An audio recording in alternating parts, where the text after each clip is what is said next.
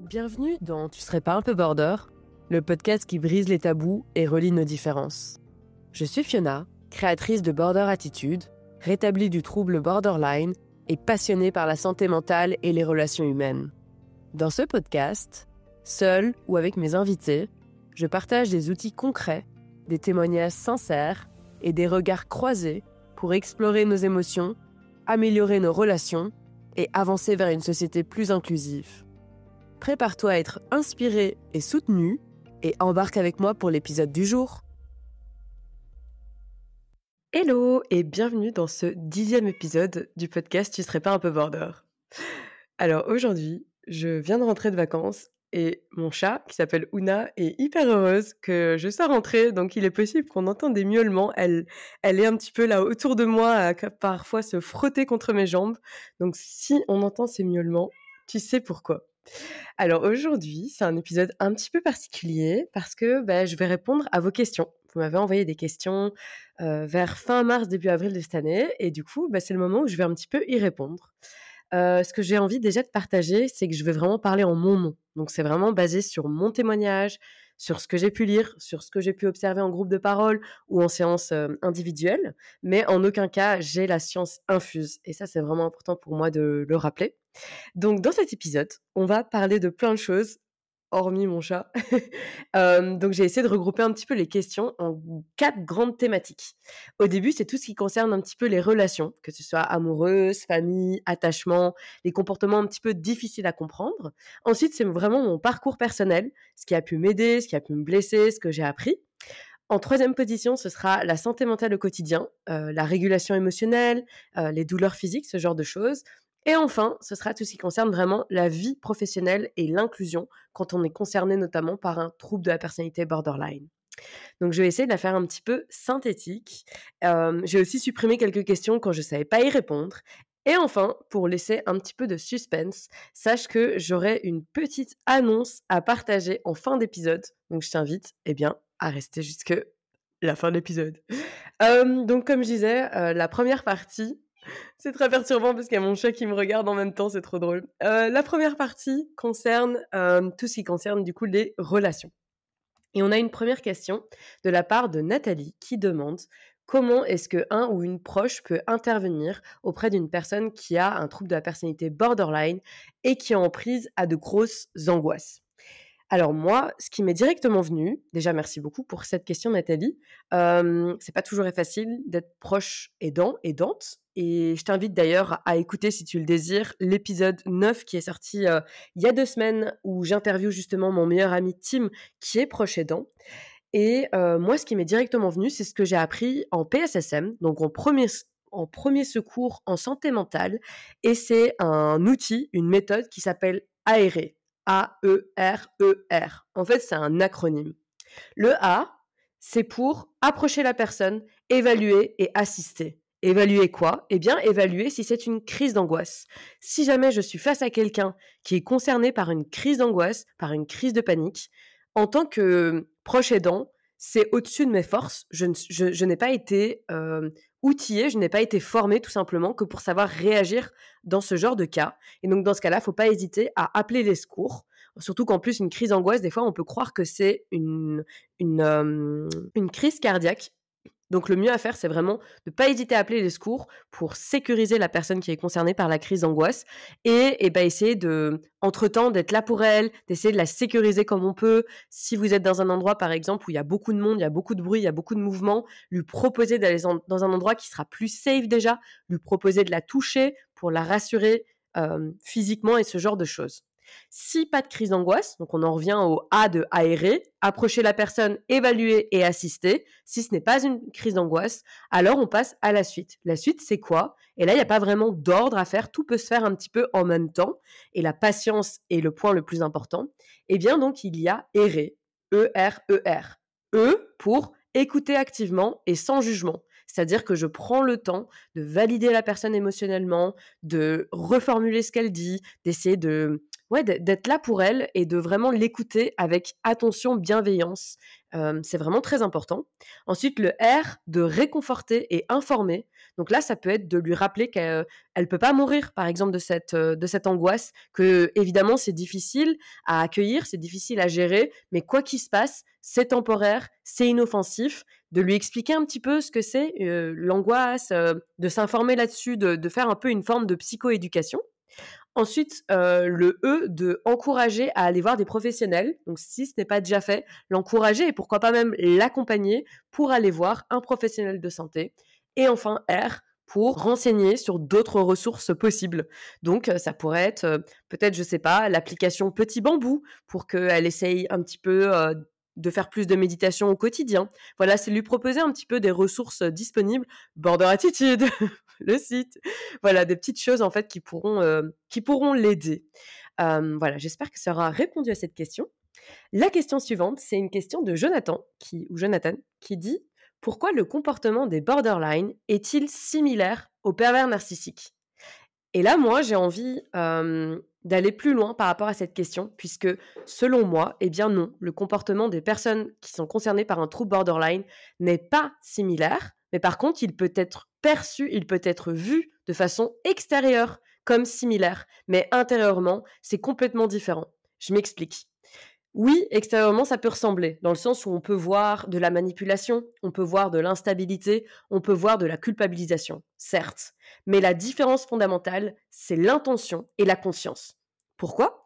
Parce qu'un pervers narcissique, en fait, lui, il agit de manière calculée. Il agit de manière froide. Il n'a pas de culpabilité. En fait, il va manipuler de façon volontaire dans un but qui lui est propre, très égocentré. On appelle d'ailleurs l'étiquette pervers narcissique. C'est d'ailleurs un mot qui est un peu à la mode en ce moment, mais c'est un vrai trouble, le trouble de la personnalité narcissique. Dans le trouble de la personnalité borderline, c'est très différent et c'est même d'ailleurs tout l'inverse. Quand on agit avec manipulation, c'est parce qu'en fait, on a peur de perdre l'autre. Il y a une grosse peur de l'abandon derrière. En fait, c'est même une forme de régulation émotionnelle ou plutôt d'urgence émotionnelle. Il y a vraiment beaucoup de souffrance et il y a vraiment beaucoup de culpabilité. Et pour donner un exemple, eh ben, je vais m'utiliser puisque moi-même, j'ai déjà pu avoir des comportements toxiques. Moi-même, je me suis déjà demandé si j'étais pas perverse narcissique et on m'a déjà traité de pervers narcissique dans une relation amoureuse. Et donc, je me suis beaucoup remise en question et j'en ai parlé avec ma psy il y a de nombreuses années.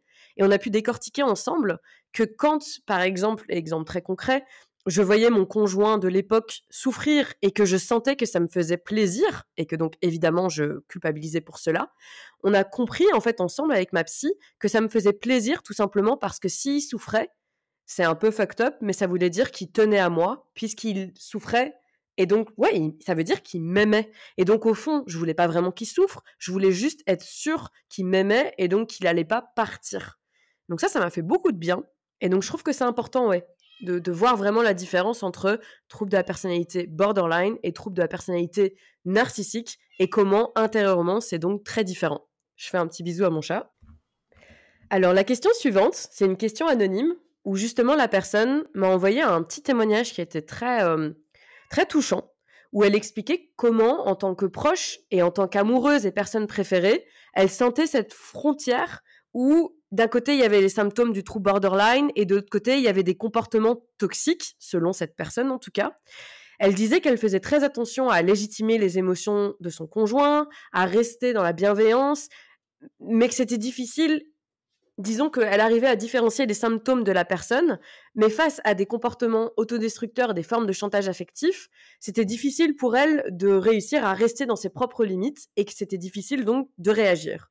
Et donc sa question, qui est très légitime et très bienveillante d'ailleurs dans la façon dont elle l'a formulée, donc merci à cette personne, et donc comment différencier les symptômes issus du trouble borderline par rapport à des comportements toxiques et comment gérer tout cela au quotidien et dans la relation. Donc je trouve que c'est une question qui est vraiment d'une grande justesse et c'est pas évident. C'est pas évident à gérer parce que moi-même, comme je le disais déjà tout à l'heure, j'ai pu avoir des comportements toxiques et donc c'est très difficile de réussir à mettre ses limites. Mais pour autant, je pense qu'en tant que proche aidant, c'est très important de pas tout accepter. C'est très important de savoir aussi s'écouter et savoir dire, bah non, là, en tant que proche aidant, j'ai le droit de poser des limites. j'ai le droit de dire non, là, je ne peux pas t'aider sans me faire du mal à moi-même aussi. Et je pense que soutenir quelqu'un, c'est aussi important de ne pas se sacrifier. En fait, c'est important de rester à ses côtés et en même temps de se respecter. Et je pense que parfois, ce qui aide le plus, c'est justement en fait d'être clair. Moi, j'ai l'impression que ce qui me fait du bien, en tout cas au quotidien, c'est la clarté. Et c'est de savoir un petit peu où sont... J'ai besoin d'être contenu en fait. J'ai besoin de savoir que, ok, les limites, elles sont là. Et j'ai pas le droit de déconner, entre guillemets, et d'aller chercher plus loin. Et donc, je sais que c'est là, en fait. Et qu'évidemment, bien sûr, il peut y avoir un moment une exception, mais c'est là, quoi. Et là, tu me vois pas en même temps, mais je fais un peu une forme de contenant comme ça. Donc, ça peut être, par exemple, une clarté de l'ordre de je t'aime, je veux être là, mais j'ai aussi mes limites. Et je peux pas te sauver seule. Mais par contre, je peux t'accompagner, bien sûr, si tu cherches de l'aide. Donc voilà, je pense que c'est pas évident comme rôle. Et de nouveau, je reviens souvent avec cela, c'est la patience et c'est le temps en fait. Tout ne va pas se résoudre en une soirée ou en une semaine, mais c'est avec le temps petit à petit qu'il y a moyen de trouver un peu un équilibre dans la relation. La question suivante, anonyme, très intéressante aussi, c'est est-ce que être borderline et polyamoureux amoureuse, c'est possible? Et c'est une question que je trouve très intéressante puisque je me la suis moi-même posée. Je me suis beaucoup renseignée à ce sujet. J'ai jamais testé pour ma part, en tout cas pour le moment, mais je laisse ça ouvert pour peut-être un jour dans ma vie. Et j'ai déjà entendu beaucoup de témoignages en fait de personnes qui avaient un trouble borderline et qui étaient polyamoureux, polyamoureuses. Donc déjà, il y a plusieurs formes de polyamour. Il y a le libertinage, donc c'est le fait d'aller voir ailleurs, mais uniquement sexuellement. Il y a le polyamour, donc là c'est le fait d'avoir plutôt des relations amoureuses, on pourrait dire en dehors du couple de base. Il y a les relations anarchiques, où là, du coup, il n'y a pas de personne, il n'y a pas de socle, on pourrait dire, il n'y a pas de relation primaire, tout le monde est au même niveau. Donc ça, je pense que c'est vraiment propre à chacun, chacune. Et ma réponse, ce serait que tout est possible, en fait. Donc j'ai entendu dans ces témoignages des personnes concernées par un trouble borderline qui se sentaient en sécurité et qui étaient en relation libre. D'autres étaient en relation libre mais se sentaient en insécurité. Je pense que tout est possible à partir du moment où, en fait, il y a beaucoup de conscience de soi et il y a beaucoup de communication, d'intelligence émotionnelle, de régulation émotionnelle. Je pense que pour moi, la base, c'est déjà d'être plus ou moins, en tout cas, stable et, je dirais, rempli par soi-même. En fait, de ne pas aller voir ailleurs pour combler un vide ou pour être rempli d'une façon ou une autre, mais bien se poser la question, en fait. Pourquoi est-ce que j'ai envie d'aller voir ailleurs? Déjà, est-ce que c'est pour être rempli ou est-ce que c'est pour être nourri? Ça, je trouve qu'il y a une grande différence entre ces deux mots-là. Et donc, je pense que oui, je pense que ça peut même être très chouette parce que quand on a un trouble borderline, on peut facilement se sentir oppressé. En tout cas, je sais que moi, c'est mon cas. L'idée de rester avec la même personne toute ma vie, c'est quelque chose qui m'oppresse extrêmement. Et donc, je pense que tout est possible, mais avec beaucoup de communication. Et moi, j'aime beaucoup cette idée de compersion. C'est un terme qui n'est pas encore trop connu, que je trouve remarquable. C'est une émotion. Donc, il y a un livre, en fait, qui s'appelle La salope éthique de Dossie Easton et de Janet Hardy. Et je mettrai le lien je mettrai le lien dans la description. Et en fait, donc ces deux personnes parlent de cette émotion qui serait donc la compersion. Et donc, c'est l'idée, en fait, de ressentir de la joie quand notre conjoint ou conjointe va voir ailleurs. Vraiment par amour pour lui, par empathie, par altruisme. Et pour autant, on peut tout à fait ressentir également de la jalousie en même temps. Mais c'est vraiment l'idée de ne pas penser, en fait, que l'autre nous appartient et de vraiment le laisser être, le laisser libre et se sentir assez en sécurité pour cela. Moi, personnellement, c'est quelque chose qui m'attire beaucoup. Et pour être honnête, j'espère un jour dans ma vie arriver à cette étape-là parce que je pense que ça peut être très beau. Et j'aime bien cette idée que l'autre ne nous appartient pas, en fait. Alors, la question suivante, qui est également anonyme, est « Mon fils est borderline, tout s'est déclaré à l'adolescence. Comment peut-on l'aider dans ces mauvais moments? On est toujours là pour lui, merci. » Je pense qu'elle rejoint un petit peu ce que j'ai déjà pu dire dans les précédentes questions. Je pense que le plus important, et c'est ce qui est déjà dit, c'est d'être là, en fait. Le fait d'être là, déjà, d'être présent, d'offrir un cadre sécurisant, des repères, de la constance, de la validation, sans dramatiser, sans dire « Oh, c'est toujours la même chose avec toi, c'est toujours trop intense, oh là là, il y a toujours quelque chose avec toi, tu peux pas t'en empêcher, encore une crise. » Déjà, juste d'être là et d'être à l'écoute de la personne et de valider la personne, c'est vraiment beaucoup, de respecter le rythme de l'autre aussi, pourquoi pas lui proposer des ressources, mais parfois, c'est peut-être pas le bon moment, mais de juste être là, d'offrir un cadre et de nouveau, de fixer aussi ses limites pour, en fait, de nouveau, quoi, ce cadre, ce contenant pour savoir exactement où sont les limites et d'accueillir la personne, en fait, de vraiment conscientiser et comprendre que cette personne, elle a un trouble et que c'est ça le plus important actuellement, c'est sa santé. C'est pas sa vie professionnelle, c'est vraiment avant tout de prendre soin de soi en fait et d'accueillir cela. Et je pense que oui, que parfois, ouais, juste d'être là en fait, c'est déjà beaucoup. Je reviens de nouveau là à l'épisode 9 où j'ai interviewé mon meilleur ami Tim. Je pense que des fois, juste d'être là et de savoir qu'il y a quelqu'un qui est disponible pour nous quand ça va pas, c'est énorme en fait. On a donc fini maintenant avec la première partie et donc on va pouvoir passer à la deuxième partie qui me concerne. Donc là, vous avez posé des questions plutôt qui sont à mon sujet. Et la première question, c'est la question de Solène Anglaret, qui d'ailleurs a été interviewée dans l'épisode 4 et qui me demande: au moment où tu étais le plus symptomatique avec le trouble borderline, qu'est-ce que tu penses qu'une personne aurait pu dire ou faire qui t'aurait le plus aidé? Déjà, merci beaucoup Solène, parce que c'est très chouette et très stimulant comme toujours. J'ai adoré prendre le temps de réfléchir à cette question. Et la réponse, je pense, c'est que j'aurais pas été prête à ce qu'on me dise: «Je crois que tu es concernée par le trouble borderline, Fiona», parce que je me serais braquée, je l'aurais mal pris. D'ailleurs, quelqu'un m'a dit à un moment que j'avais un trouble bipolaire et à ce moment-là, pour moi, dans ma tête, je stigmatisais énormément le trouble bipolaire. Donc je l'ai très mal pris et puis évidemment, la manière de le dire aussi n'était pas adéquate. Mais je pense que ce qui m'aurait fait du bien, en fait, ça aurait été que quelqu'un me dise: «Regarde Fio, j'ai vu un témoignage, j'ai entendu un témoignage», sans dire le trouble borderline, mais plutôt les symptômes. «Regarde, il y a quelqu'un qui est concerné par l'idéalisation et la dévalorisation, que ce soit de l'autre ou de soi-même. Il y a quelqu'un qui est concerné par la paranoïa et la dissociation». Ça aurait été, en fait, oui, d'avoir des témoignages de personnes concernées et rétablies. Donc, il y a d'un côté le côté de «je me sens pas seule» et de l'autre côté le côté de il y a de l'espoir en fait. Ce que je vis là, c'est hyper dur, mais c'est pas pour autant que ça va rester toute la vie. Cette errance diagnostique que j'ai vécue, la sensation de me sentir incomprise par les professionnels de santé et par mes proches, c'est vraiment ça qui a été le plus dur. Et je pense que du coup, c'est pas un hasard ce que je fais aujourd'hui, ce que j'offre, ce que je transmets. En fait, j'ai un peu la sensation de m'éclairer au quotidien, de m'apporter une sorte de clarté intérieure et d'essayer d'insuffler, ouais, d'offrir cette clarté aussi aux autres en fait, parce que c'est ça que j'ai cruellement manqué quand j'étais plus jeune. Alors, la question suivante, c'est: pourrais-tu raconter une anecdote rigolote en lien avec ton trouble borderline?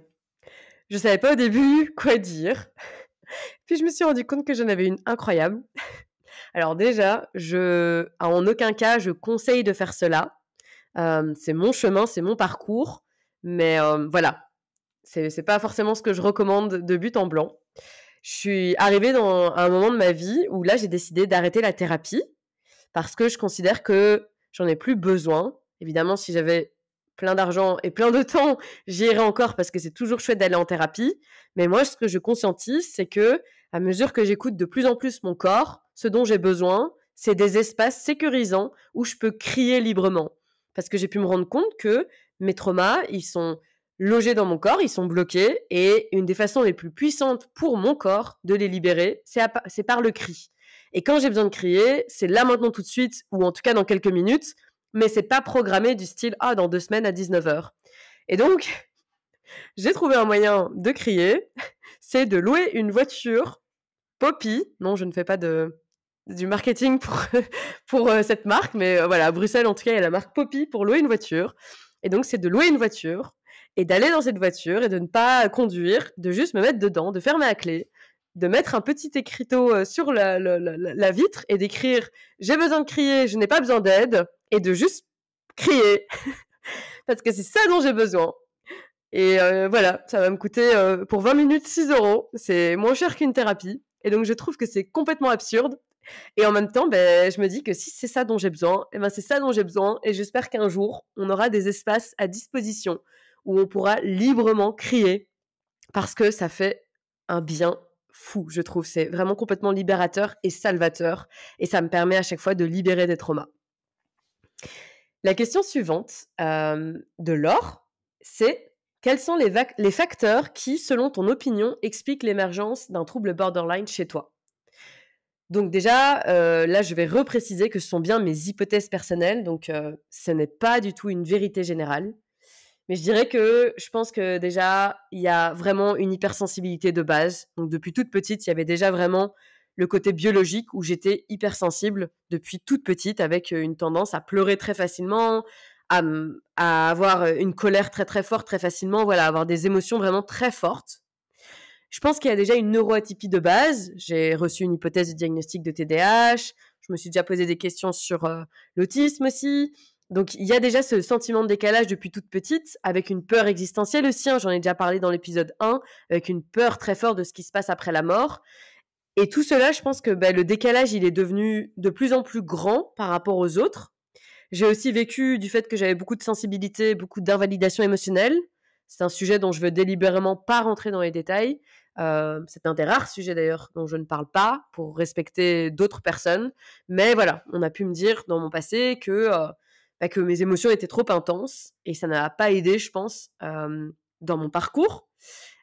Et donc je pense que tout ça a fait que, comme j'en ai parlé dans l'épisode 1, j'ai contenu en fait dans mon corps tout ça et ça a explosé quand j'avais 18 ans, mais il y avait déjà tellement de choses qui étaient pas nettes. J'étais déjà vraiment une adolescente qui était très difficile. Avec ma mère, c'était vraiment très difficile pendant mon adolescence et donc je me dis souvent que c'est la relation avec mon ex de l'époque, mon copain de l'époque du coup, qui a fait que j'ai explosé, mais si ce n'avait pas été ça, ça aurait été autre chose en fait. Alors la question suivante, c'est une question de Philippe de Royan, j'espère que je le prononce bien, qui demande: Fio, après tout ce que tu as vécu et subi, comment fais-tu pour avoir une telle énergie vitale? Quel est ton secret? Déjà, merci beaucoup. C'est très gentil. Merci, ça me touche. Je dirais qu'il y a 3 choses, et je suis un petit peu mal à l'aise parce que c'est très gentil ce compliment. La première, c'est que déjà, je pense que de base, je suis quelqu'un qui est énergique et hyperactif. La deuxième, je pense que, il y a le fait que je me connais très bien et donc comme je me connais très bien, je sais exactement quand est-ce que je dois m'arrêter, quand est-ce que je dois faire une pause, quand est-ce que je dois me reposer et ça évite du coup que, je perde de l'énergie. J'évite de passer trop de temps sur Instagram, de scroller les écrans. Moi, je considère que c'est un peu de la merde. Donc voilà, il y a beaucoup de choses où j'essaie de prendre soin de moi, je bois plus d'alcool non plus. Donc c'est toutes ces choses, je pense, qui font que du coup, je me connais, je me gère et donc je sais quand déployer mon énergie, on va dire ça comme ça. Et enfin, la dernière chose, je dirais que c'est que j'ai une dévotion vraiment très profonde par rapport à ce que je fais. J'adore transmettre, j'adore éclairer, j'adore la pédagogie, j'adore offrir de l'espoir. Et en fait, ça me booste dans le sens où dans les moments où je vais mal et où c'est compliqué, le fait de me dire que potentiellement tout ce que je partage et tout ce que je vis, ça va permettre à d'autres personnes de se sentir mieux. Mais dans les moments où je me sens vraiment pas bien, je me rappelle que c'est temporaire et qu'un jour, je me fais des scénarios où un jour, je m'imagine en train de partager cela, par exemple, en conférence et de me dire que c'est pas dans l'idée de briller, c'est vraiment dans l'idée de pouvoir transmettre et éclairer autrui, un peu comme si j'étais une forme de feu intérieur, de feu stable qui va pouvoir éclairer les autres et éveiller potentiellement les consciences. En tout cas, c'est mon but et donner de l'espoir. Ça me booste en fait au quotidien. Donc c'est un peu, on va dire, ma propre boussole intérieure. Voilà. La question suivante, c'est: comment tes proches t'ont accompagné dans ton trouble? Donc là, évidemment, je repropose l'épisode 9 avec mon meilleur ami. Je pense que déjà, quand j'avais 20 ans, ce qui m'a beaucoup aidée, c'est que mes parents savaient peut-être pas trop comment m'aider, on va dire, dans le côté validation émotionnelle, mais ils ont été là, déjà ne serait-ce que ça, financièrement. Ils m'ont aidée à payer toutes mes séances de thérapie, mes médicaments à l'époque, tout ça, le fait d'avoir une aide financière, c'est énorme. Ça déjà vraiment c'est énorme. J'en serais pas là, aujourd'hui si j'avais pas eu du coup l'argent de mes parents qui m'a aidée à pouvoir être accompagnée par des professionnels de santé et autres outils, hein, que ce soit même de la kiné, de la méditation et ce genre de choses, des formations et tout ça. Et puis sinon je pense que, bah, ce qui m'a aidée et ce qui m'aide encore plus aujourd'hui au quotidien, c'est d'être, vraiment vue en fait. On me dit pas ou plus en tout cas que j'exagère ou que je suis capricieuse ou que je suis une princesse.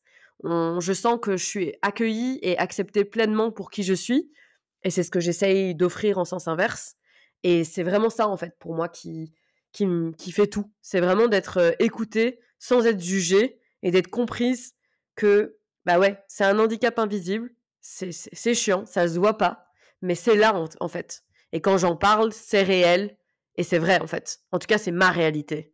Et ça fait un bien fou en fait. Encore aujourd'hui au quotidien, je me sens mais remplie de gratitude de tous ces proches que j'ai au quotidien où je sais que si je peux appeler, la personne elle va être là pour moi et ça fait un bien fou en fait en termes de sécurité, de co-régulation, d'avoir cet espace sécurisant avec de nombreux proches, que ce soit dans ma famille comme avec mes amis. Pour moi, ça n'a pas de prix en fait. Et c'est magnifique. Alors la question suivante, c'est avant Border Attitude, rendais-tu public ton diagnostic à tes proches, tes collègues, etc. Et qu'est-ce que cela t'a apporté? C'est une question anonyme. Alors, c'est un peu compliqué de répondre à cette question parce que j'ai parlé très vite, de mon diagnostic, dans le sens où j'ai été diagnostiquée, donc je crois que c'était le 12 avril 2023 et Border Attitude est né le 6 mai 2023, donc moins d'un mois après. Mais j'en ai parlé directement. J'en ai parlé directement à tout le monde. Enfin, c'était pas non plus en mode je rencontre quelqu'un dans la rue, bonjour, j'ai un trouble borderline, mais presque. Je crois qu'il y avait le besoin d'en parler parce que j'étais hyper déterminée à le dire. Je voulais me sentir légitime. J'avais vécu tellement je m'étais sentie tellement illégitime toutes ces années à ressentir toutes ces émotions sans comprendre pourquoi, que là, j'avais besoin que ce soit su. J'avais besoin de ça. Et paradoxalement, ouais, je me sentais aussi très honteuse, en fait, de ce diagnostic. Donc, il y avait vraiment ce paradoxe. Donc, je pense qu'en parler, ça m'a beaucoup aidé à me sentir légitime dans mes besoins. Mais je pense aussi que certaines personnes, en tout cas, j'ai eu l'impression, ont changé leur regard sur moi. J'ai l'impression que, par exemple, des collègues de travail dans mon ancien travail, dès qu'ils ont su pour le diagnostic, ils ont pris de la distance. Ça, c'est le ressenti que j'ai eu.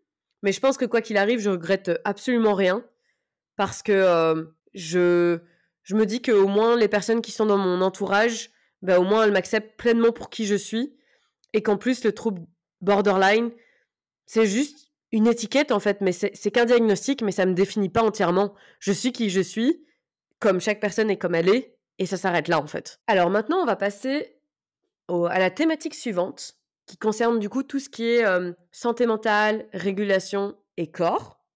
Et donc la première question que j'ai, c'est une question de Christelle qui dit « Bonjour, comment mieux gérer la suspicion, méfiance, paranoïa inhérente aux troubles et trop peu évoquée je trouve, comme on me veut du mal ou les autres sont méchants ?» Donc merci beaucoup pour cette question parce que c'est une question qui me parle beaucoup. J'ai moi-même vécu et vis encore un petit peu de paranoïa. Donc pour donner un exemple très concret, c'est notamment au supermarché. J'ai pu vraiment analyser ce qui se passe et en fait c'est dans des moments où il y a trop de stimulation autour de moi, il y a trop de mouvements, en plus je suis à l'arrêt donc je me sens bloquée, je suis souvent à la caisse, c'est dans les moments où je me sens comme coincée en fait et j'ai l'impression que tout le monde me dévisage et en fait si je devais définir en un mot, je me sens en insécurité. C'est vraiment ça qui revient, c'est je me sens en insécurité. Du coup, personnellement, moi ce que je vais faire, c'est déjà de prendre conscience de la pensée. Donc là, ok, je nomme que j'ai l'impression qu'on veut me faire du mal. Ce n'est qu'une pensée et ça ne définit pas forcément la réalité.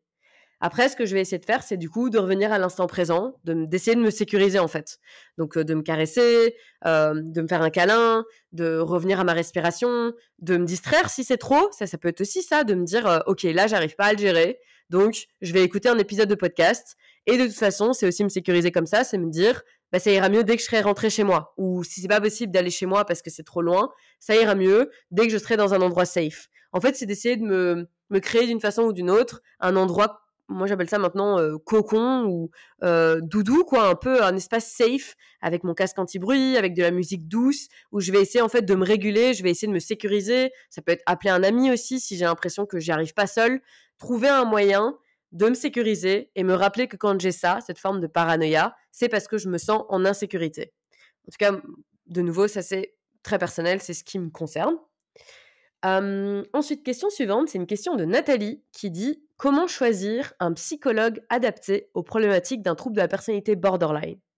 Donc là, je t'invite vraiment à écouter l'épisode 5 que j'ai enregistré avec Amélie, où on parle notamment de la thérapie comportementale et dialectique qui a été reconnue comme étant efficace scientifiquement pour apprendre à mieux gérer le trouble borderline.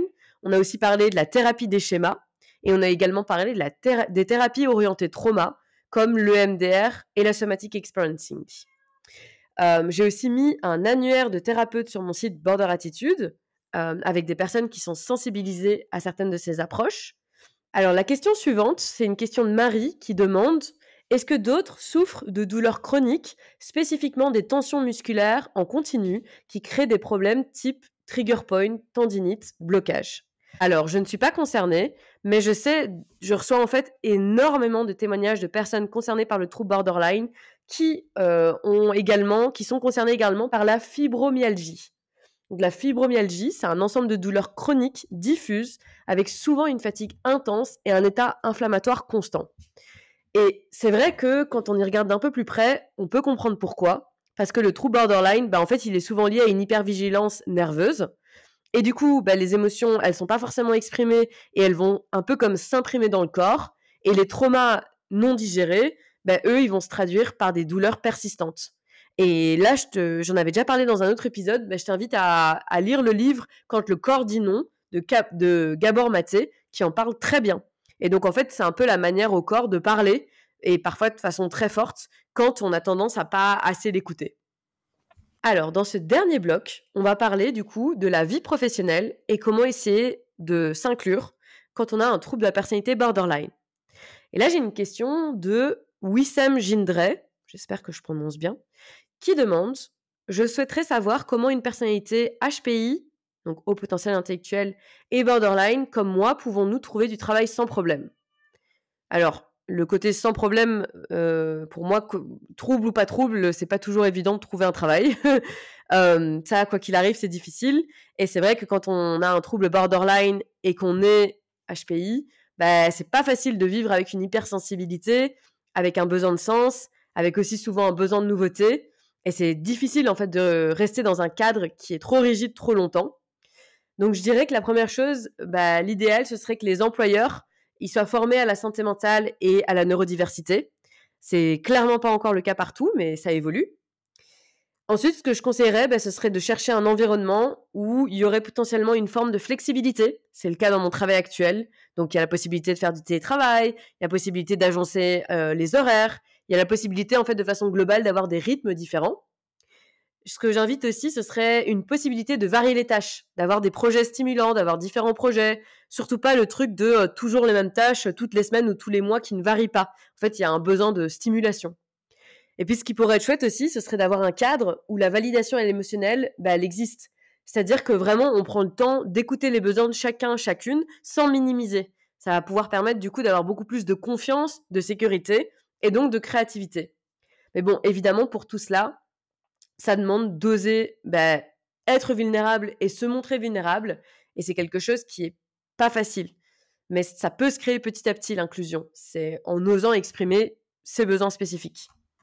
Ensuite, la question de Joy System, Romane, demande: comment inclure, adapter au mieux le travail et la scolarisation pour des personnes concernées par le trouble borderline, et comment les accompagner au mieux? Je pense qu'il y a beaucoup de choses qui rejoignent du coup déjà ce que j'ai dit avant. Et du coup, je dirais que les clés de l'inclusion quand on parle du trouble borderline, c'est d'abord déjà de comprendre ce qu'est le trouble, et donc ce serait de former les professionnels de santé à ce trouble. Ça, c'est vraiment indispensable.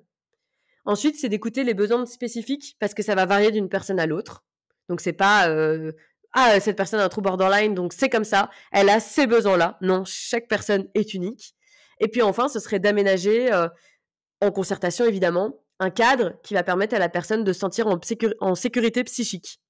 Donc ça pourrait être par exemple d'avoir des pauses régulières, d'avoir une personne de confiance à qui parler en cas de besoin, d'avoir un espace de repli sécure, et puis pourquoi pas la possibilité d'ajuster les objectifs ou le rythme par exemple.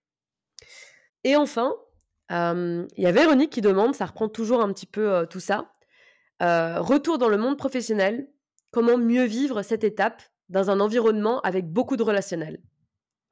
Je pense que c'est très intéressant comme question et ça peut en effet être très difficile, autant de relationnel. Je dirais que, avant tout, c'est de bien se connaître parce que de nouveau, comme je disais avant, ça va dépendre d'une personne à une autre. Donc déjà savoir, combien de temps je peux rester avec une personne avant que ça devienne trop difficile pour moi. Et puis ça dépend avec qui, bien sûr. Une personne avec qui je me sens en sécurité, une personne que je viens de rencontrer. Donc vraiment apprendre à bien se connaître et savoir en fait ce qui va nous fatiguer et ce qui va nous ressourcer. Et puis après, du coup, ce serait de ne pas hésiter à se créer des petites pauses. En tout cas, moi, personnellement, c'est quelque chose qui me fait beaucoup de bien. C'est qu'entre 2 réunions, par exemple, ou 2 moments sociaux, mais d'avoir ne serait-ce que 5-10 minutes pour me ressourcer, moi, seule dans ma bulle. 5 minutes de méditation, 5 minutes de marche, parce qu'évidemment, ça dépend en fonction de mon besoin du moment. Mais avec mon casque anti-bruit, où je suis vraiment dans ma bulle pour essayer, en fait, de me réguler. Pourquoi pas appeler un ami aussi, si la co-régulation, c'est très chouette aussi, quoi. Et puis je pense que ce qui pourrait être chouette aussi, ce serait d'oser parler de ses besoins et sans forcément entrer dans les détails du trouble. Donc par exemple, ça pourrait être de dire bah, j'ai besoin de quelques temps calme dans la journée pour rester performante, ou je fonctionne mieux quand j'ai un moment seul après une réunion. Pas besoin de parler du diagnostic du trouble de la personnalité borderline pour ça. Juste, c'est mon besoin et bah, chaque personne a des besoins en fait, tout simplement. Et enfin, la dernière chose que je voulais dire, c'est que pendant plusieurs épisodes de cette saison, j'ai parlé de dissociation et j'avais dit que je ferais un épisode dédié à la dissociation. Parce que la dissociation, c'est vraiment ouais, c'est le symptôme qui me concerne le plus. Je suis concernée par la dissociation depuis près de 12 ans et j'en sors petit à petit puisque c'est une dissociation chronique. Et je sens que c'est encore un petit peu tôt pour en parler. Je pense que j'apprends beaucoup par rapport à cela. Et je pense que j'ai hâte du jour où je ferai un épisode dédié. Et j'ai la sensation que c'est pas le juste moment. Et que du coup, je le ferai plus tard et qui sera d'autant plus riche. Et pourquoi je dis ça? Eh bien, je dis ça parce que je vous le dis assez souvent sur Instagram, pour ceux qui me suivent, que c'est hyper important de prendre soin de soi. Et j'ai plein de projets, j'ai plein d'envies, j'ai plein d'ambitions. Mais mon projet avant tout, mon intention primaire, c'est d'éviter le burn-out, c'est de prendre soin de moi, c'est également de ralentir. Et là, en ce moment, je jongle entre différents projets, puisque d'un côté, je suis salariée en 4/5e, et de l'autre côté, j'ai Border Attitude où il y a beaucoup de choses qui se passent, et c'est génial. Mais je dois aussi prendre soin de moi. Et donc, j'ai décidé que j'allais mettre en pause le podcast. Donc, je vais clôturer cette saison, c'est ça l'annonce au cas où, avec cet épisode. Et ensuite, je vais prendre pour le podcast une petite pause. Et je sais pas encore avec quoi je reviendrai, mais en tout cas, il y aura une suite à ce podcast. Enfin, je pense, c'est ce qui est prévu en tout cas. Mais voilà, j'ai besoin d'une pause pour me concentrer sur les autres projets, mais pas que, pour aussi un petit peu ralentir le rythme et prendre le temps d'accueillir tout ce qui doit être accueilli, de libérer les traumas en criant, de prendre soin de mes proches, de prendre du temps avec mes proches. Ça, j'ai vraiment envie. Et donc voilà, j'ai décidé cela. C'est pas évident, mais c'est mon besoin actuel. Donc, j'espère que ces 10 épisodes... Ah, ça fait bizarre. J'espère que ces 10 épisodes vous auront plu. Et puis, au plaisir de vous retrouver pour un prochain épisode, pour une prochaine saison. J'ai vraiment envie de sortir du True Borderline. J'ai pas envie de me limiter au True Borderline, plutôt dans ce sens-là. Et puis, j'aimerais bien aussi lancer dans quelques temps des ateliers. Et donc voilà, ça fera partie de mes prochains projets. Donc, je t'invite vraiment à prendre soin de toi, à te rappeler toujours que le chemin est certes sinueux et long, mais qu'il y a une lumière au bout du chemin. Et je t'invite vraiment à prendre soin de toi parce que tu as toute ta place où que tu sois et tu mérites complètement de t'accepter pleinement. Voilà. Gros bisous, prenez soin de vous.